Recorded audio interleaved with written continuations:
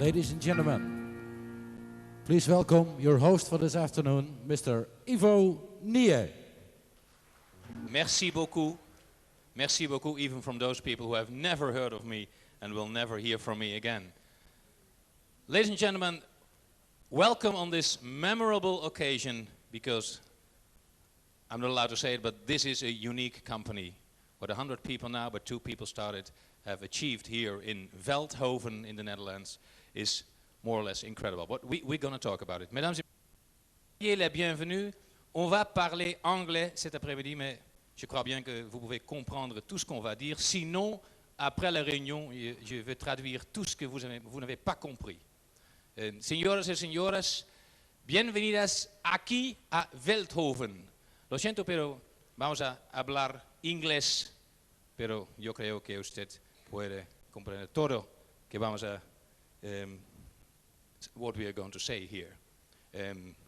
For the Italian people, I once interviewed your porno star. There are 2 Italians here, Cicciolina, and I remember the first question I had to ask her, which was, perché ha scelto il mestiere di diva porno? And you're the only 2 who know what it means. I'm not going to translate this for you. Welcome.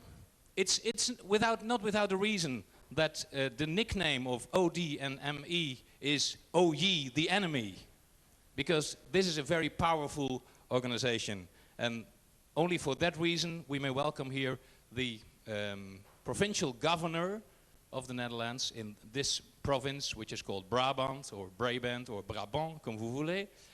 Mr. Huben, it's a great honor to have you here. It's also a great honor to have all of you here from the United States who had the guts and the courage to come over for this special event. The suppliers, the people who are working with ODME, all the friends of this company, because it's always very characteristic for the musical industry that people who are working in that industry together become more or less friends.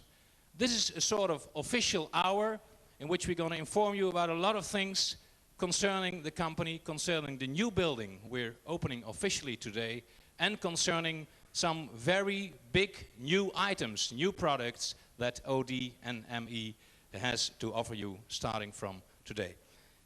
What I would love to do is to present you the 2 founders, so that you know a bit more who they are, what they think, and what they do and can't do. And the first one is the one who started the company not on his own. It's the one and only, the incredible Lambert Dielessen.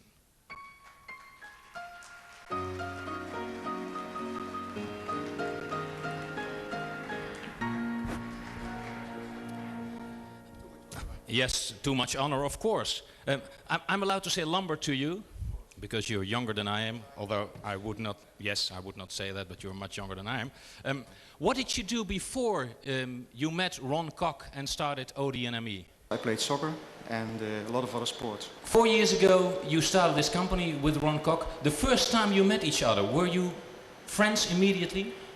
No, I don't think so. We only shared a lot of ideas about injection molding and how to set up a company for injection molding. Yes. If I ask you, because he's not yet here, to characterize his personality, what sort of a person is Ron Kok? Thank you very much. Well, here is the other founder of the company, Ron Kok.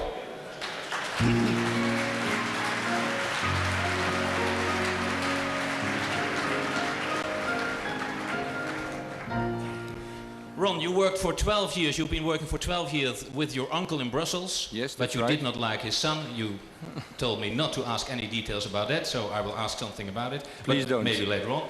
Then you worked for Philips. You did a lot for Philips, I heard, because a lot of people working with Philips know you. You've been working for 2.5 years with Philips, and you made plans for them in Tehran, Sao Paulo, Singapore. What exactly did you do? I smoked Havanas. How have you met Lambert?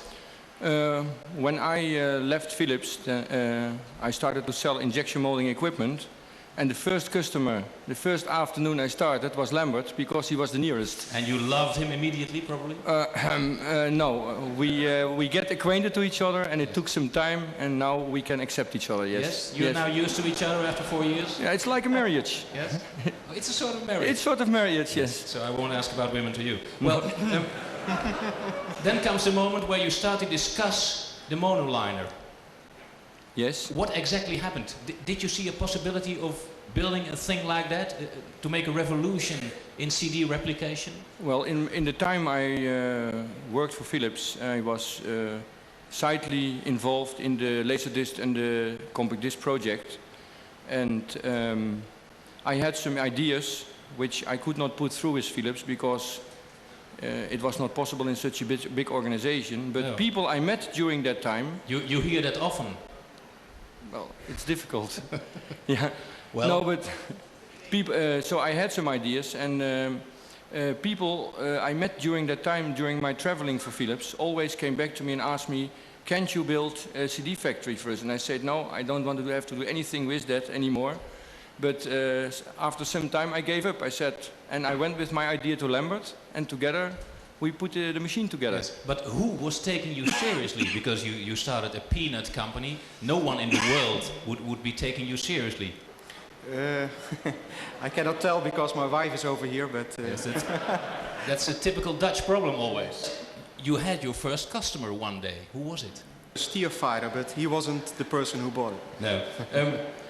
How would you characterize now the atmosphere within the company and to your suppliers, to the people you're working with? Well, I think the atmosphere in our company and with our customers was the most important thing to get to this success. In our company, we have a very special attitude to each other. We have a very friendly organization, and I think it was the basis of our success. Are you that more intelligent, the two of you, than the rest of the world? No. No, that's a clear answer. And now we have the Mark II. Yes. And we have some images of the Mark II as well. Live pictures, here it is. What can you say about the Mark II? Well, the Mark II is not anymore standalone machines fixed together. It's a complete integrated system where all the steps, as you see at this moment, are hooked up together with a central control cabinet. It's much more easier for the operator and for the production managers to handle this machine. And that also was a great leap forward in the industry. When you see these images, are you proud of what you've been? Well, I'm wondered every day Yes. about this situation. Yes, really. Yeah. The two of you are very low profile all the time. Eh? You always say, don't call us tycoons or the bosses. No, We're the only two people who are not working here. That's right. Yeah. Well, as I said, the monoliner Mark II was already a revolution in CD replication. Here comes some other big news, maybe the biggest news we have to tell the people today. I think so. That's Here we see the machine. That's our video liner, VMK1. It's the first online production unit to manufacture single-sided PMMA laserdisc. And we think that the big advantage of this machine, it has the same philosophy as the Mark I, but the big idea behind it is to manufacture a video disc for a price that it can compete with the VAH video cassette. And we think we achieved that. Isn't that impossible? No. Now that you have all your friends, all these important people together, to conclude this short interview, what would you like to say to them? I think that we are very impressed by the faith and of all the companies we have as a customer and of our suppliers.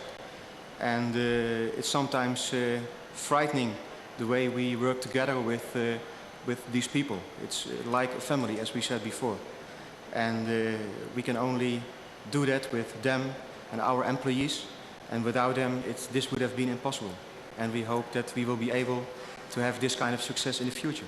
Okay, that's what we hope for. That's what we all hope for, the two of you. Remain as low profile as you've been now, and the success will never end. Thank you very much. Thank you.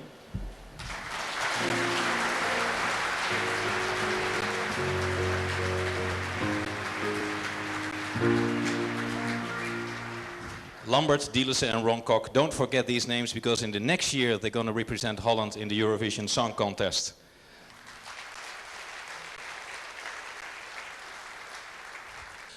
What you should know is that Holland is divided in 12 provinces. Provinciën, we call that.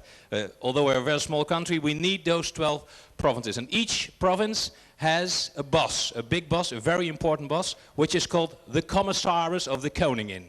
So if you want to repeat that during the borrel afterwards, it's the Commissaris of the Koningin. He's, let's say, the provincial governor, and we are very honored that he is with us tonight to talk to you and to us, Mr. Huben. Thank you very much.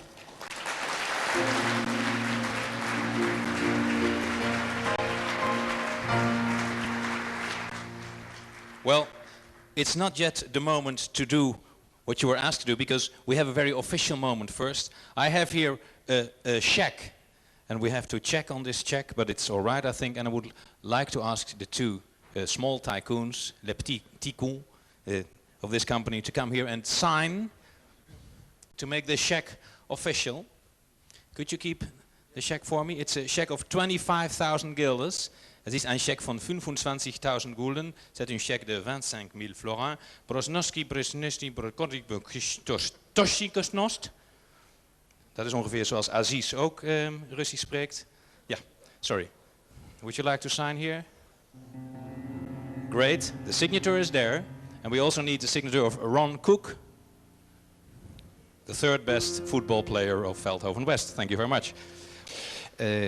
De eerste taak van het astmafonds, en dat is de belangrijkste taak, is het bevorderen van wetenschappelijk onderzoek naar de fundamentele oorzaken van karen en naar de behandeling daarvan. Voor 1990 hebben we daarvoor een bedrag van 13 miljoen gulden nodig. Dat komt voor meer dan 99% van bijdragen vanuit het Nederlandse samenleving. Bijdragen zoals deze, alleen deze zijn gemiddeld aanzienlijk hoger dan wij gebruikelijk gewend zijn te incasseren. U zult begrijpen dat ik bijzonder verheugd ben en de directie en de medewerkers van dit bedrijf ODME bijzonder hartelijk dank voor deze royale gift. Ik feliciteer u met uw, wat ik gezien heb, high-tech productie. Ik begrijp het niet, maar ik ben er wel erg van onder de indruk. En ik wens u veel succes en veel plezier in de nieuwe huisvesting. I learned in school to push buttons, so we will try. I didn't. Yes.